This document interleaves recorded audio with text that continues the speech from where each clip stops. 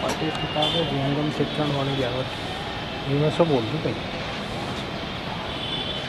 बोलिए है यानी बता दे थोड़ा ब्यावरhistory.com की तरफ से वेरी टोटल प्रवीण मंगल की ओर से ब्यावर का इतिहास। नमस्कार, आप सभी शहरवासियों का मैं स्पाइस नेटवर्क की ओर से नवीन सिंह गहलोत अभी स्वागत करता हूँ।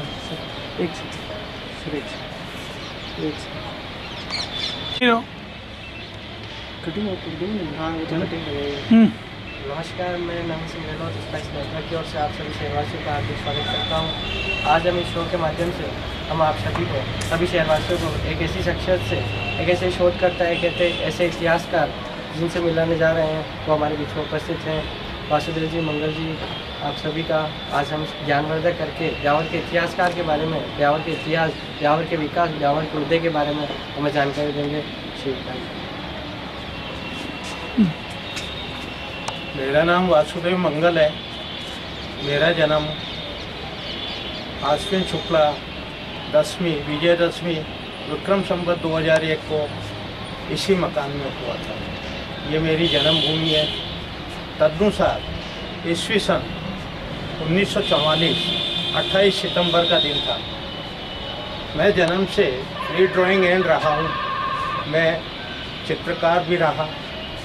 उसके बाद में मैं ब्यावर की सनातन धर्म स्कूल के अंदर मैंने विद्या प्राप्त की। उसके बाद सनातन धर्म महाविद्यालय में मैंने बीकॉम की परीक्षा पास की और उसके बाद में मैं बैंक की सर्विस में 32 साल तक रहा। 32 साल तक बैंक की सर्विस की। मेरे को रिटायर हुए 12 साल से ऊपर हो चुके हैं। अब मेरा रुझान फ्रीलांस जर्नलिस्ट की हैसियत से है। माँ सरस्वती की कृपा है। आप मेरे को कोई भी विषय दें और मेरे से लिखवा लें, ये माँ सरस्वती का मेरे ऊपर वरद हस्त है।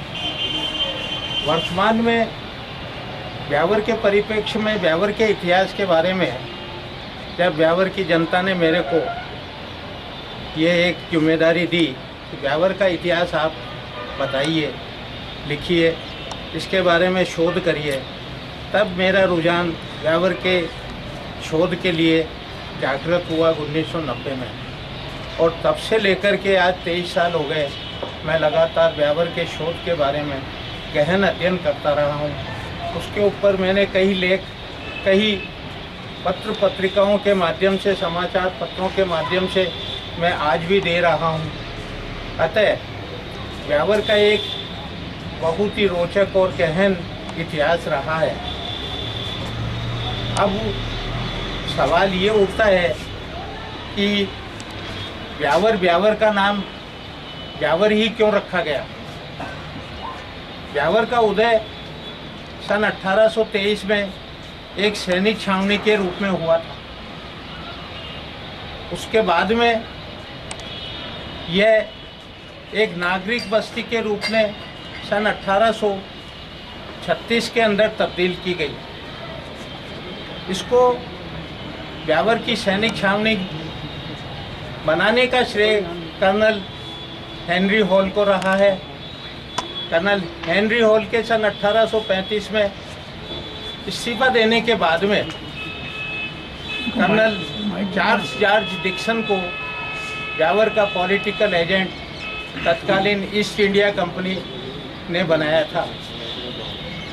कर्नल डिक्सन के जहन में ये आया कि क्यों नहीं इसको नागरिक बस्ती बनाया जाए बजाय सैनिक छावनी के।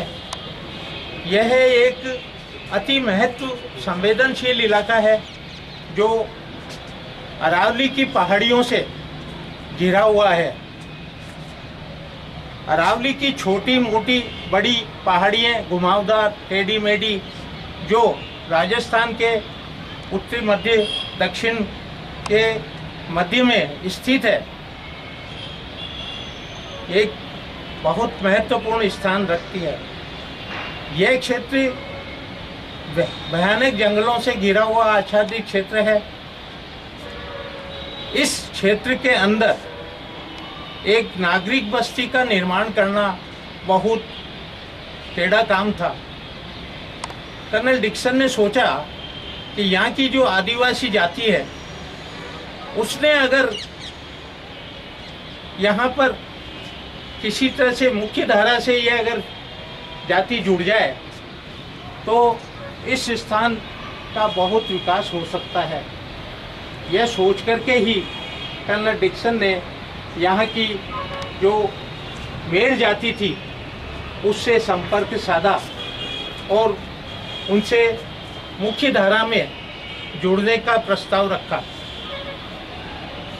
आदिवासी जाति ने ये कहा कि आप हमें क्या क्या देंगे, आप हमें क्या देंगे। बेच करके उसका प्रतिफल आपको देंगे। तब डिक्सन ने ब्यावर में एक नागरिक बस्ती बसाने के लिए 10 जुलाई सन 1835 में राजपूताना गजेटियर का प्रकाशन किया। वो एक भैया कहाँ गया। इस प्रकाशन में उन्होंने आह्वान किया कि आप लोग यहाँ आकर के बसिए, आपके जान माल की रक्षा की जाएगी, आपको अगले 10-15 साल तक सारे व्यापार की निःशुल्क सुविधाएं प्रदान की जाएगी। तब 1955 परिवारों ने ब्यावर में आकर के बसने की रजामंदी कर्नल डिक्सन को लिखित में दी। कर्नल डिक्सन ने इन 1955 परिवारों को बसाने के लिए एक 100 साल की योजना बनाई, कार्य योजना बना करके उसको अमली जामा पहनाया। अब सवाल यहाँ ये उठता है कि इस स्थान के ऊपर ही ब्यावर को क्यों बसाया गया। ब्यावर के आसपास 3 देशी रियासतें जयपुर, जोधपुर और उदयपुर लगती है। यह तीनों रियासतों का केंद्रीय स्थल है, व्यापारिक मार्ग है, जहाँ से सौदागर अपने माल का एक स्थान से दूसरे स्थान पर ले जाते थे। इस केंद्रीय स्थल को उन्होंने इसलिए चुना कि तीनों देशी रियासतों का जो जुड़ाव है वो इस स्थान पर है। इसलिए इसी स्थान पर एक नागरिक बस्ती ब्यावर शहर की स्थापना की जाएगी। और इन्होंने इसी तरह इस एक पहाड़ी पठार के ऊपर ब्यावर की स्थापना की।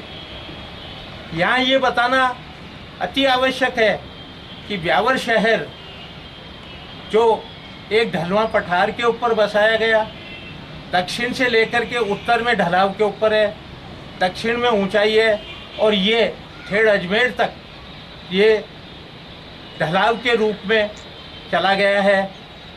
अतः ब्यावर का धरातल और अजमेर के तारागढ़ का शिखर समान दूरी पर है, बराबर है।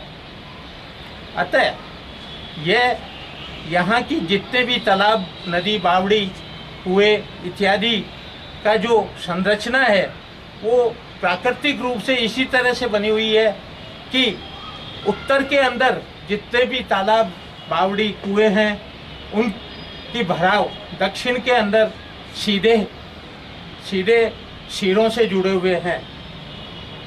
अतः इन्होंने जब देखा कि ब्यावर एक बिछड़ी मोहल्ला, बिछड़ी गांव, उसके साथ में लगा हुआ शाहपुरा गांव, दोनों का एक संगम है, यहाँ एक बिछड़ी तलाई है जहाँ आदिवासियों की झुग्गी झोपड़ियाँ हैं।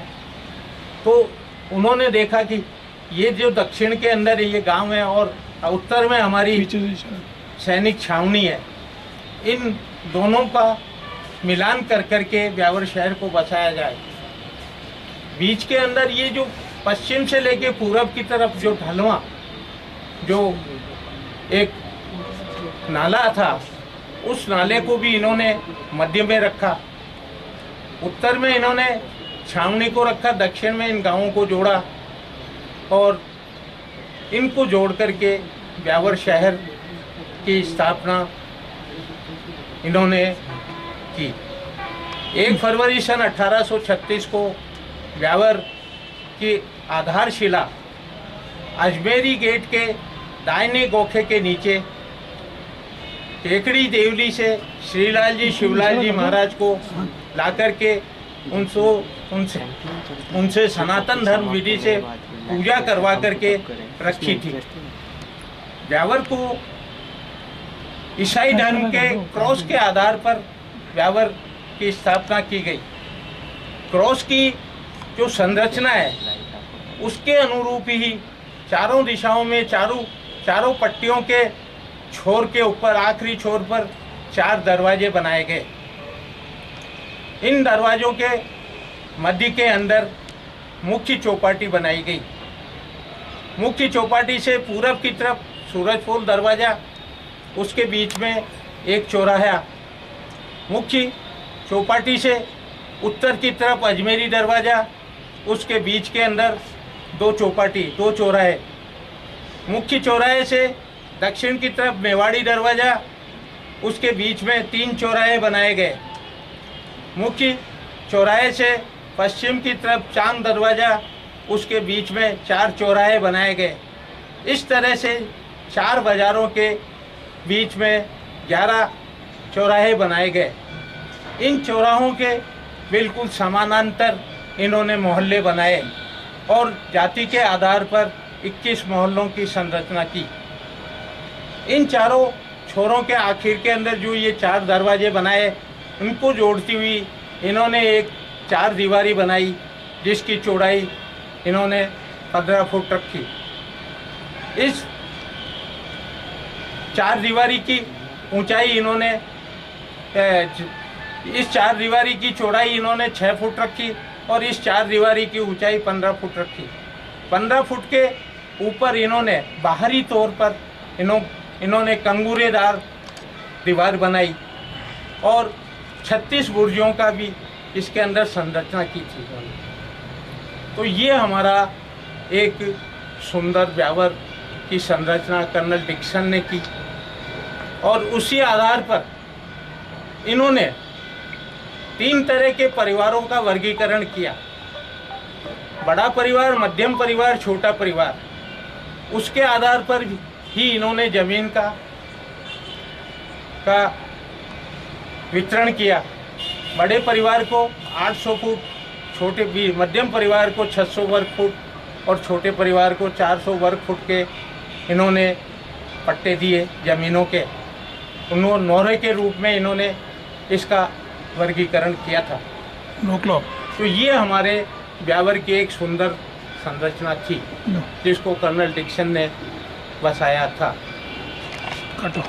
Light of